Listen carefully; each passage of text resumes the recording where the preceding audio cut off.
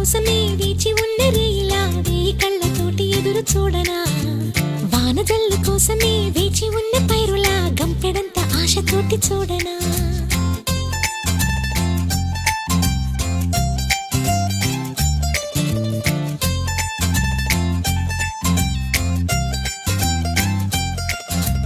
జోల పాట కోసం